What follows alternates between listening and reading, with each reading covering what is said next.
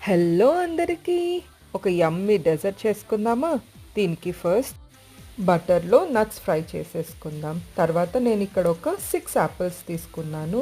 వీటిని సన్నగా చాప్ చేసేసి నట్స్ ఫ్రై అయ్యాక యాపిల్స్ వేసేయండి. తర్వాత దీంట్లో cinnamon powder and 3 spoons of sugar వేసేసి ఈ ప్రాసెస్ మొత్తం ఒక 10 మినిట్స్ పడుతుంది. బాగా ఫ్రై చేసుకోండి.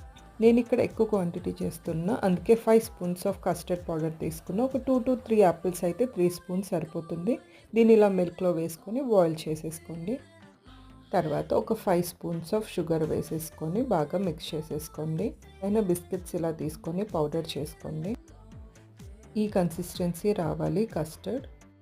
తర్వాత ఇక్కడ చూపించిన విధంగా లేయర్ చేసుకోండి.